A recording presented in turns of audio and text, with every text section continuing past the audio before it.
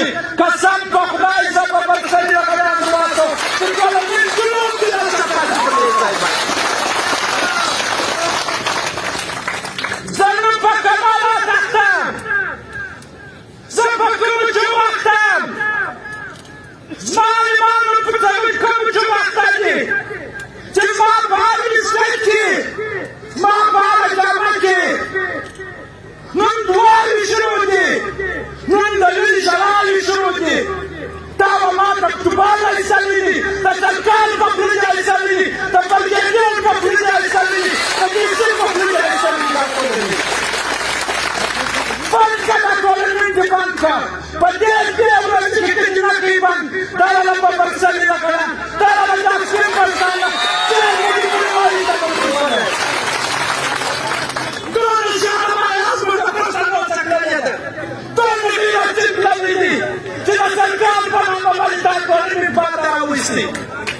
زما نن ګاډیانې ما ته راوړي د وچې پولیسه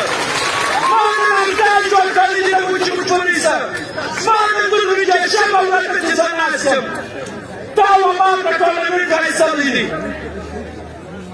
صبر پکار دی حیا پکار ده غیرت وکړه ته پروجیکټ پیپر چینل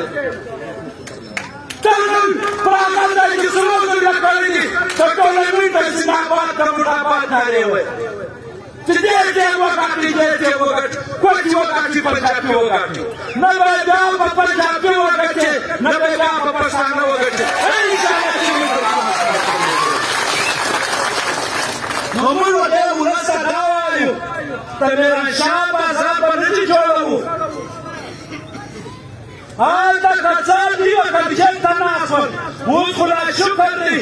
موږ دی چمن و پرلته ناست دی دی که ټوله سرکار په خوله دا جیبونه جوړ کړي دی که ټوله سرکار ملګري شي دی به مهمان خصوصي یا به برګېډي یا به ډیسي انشاءالله دا سړی تا نه کړي مهمان خصوصي دا به برسلي ته روان دي دا به برسلي پښتانه ته روان دي انشاءالله دا مهمان خصوصي به څوک نه رسوي چې نن موږ درودېشمه ورځ ته ناست یو نن درېیمه ورځ ده ما د خلکو ګاډۍ درولې دي نن درېیمه ورځ ده ما پایجام مردان کړی دي تا دومره عشق و حسرت د شمول په ښار کې جوړ کړی دي تا ټوله خوند راخیستي دي د دې خلکو په غاړه کولس یې راویښ نو موږ به دې ورځ ته دا وایو موږ به میډیا والا ته دا وایو وایي چې کوم سوشل میډیا والا دي په پرلت سیند پوش کړوي د پرلت د پښتون د پښتنو دښمني دي کول وایي چې د دې فوټبال دښمني خو دا پرلت والا وکړي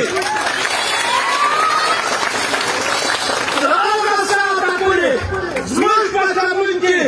چې پر کوم ځای ټولنیز راوځي د ځان لخوا میچونه کوي و دې سپینو پښتنو ته زموږ د جهاد پارټي ساجل کوي دا اعلان دی چې هغه فوټبال به ټول ورځ په خپل کلي کې ختموي راشه چاته پرې به څوک راویښه کوي چې موږ څوک موږ دا د کم زانګو ته راولېږي چې موږ د دې خپلو ماشومانو مشرانو د سپېڅلو عالمانو د منډو د خوړلو اوښکې دې ورسبا کړي د دې خوله موږ د خندا دلګۍ لیدلې څوک دا جرأت نه لري چې دا یا ټولنیز راوباسي یا بل شی راوباسي نو موږ به دې ولس ته دا وایو چې ولسه دا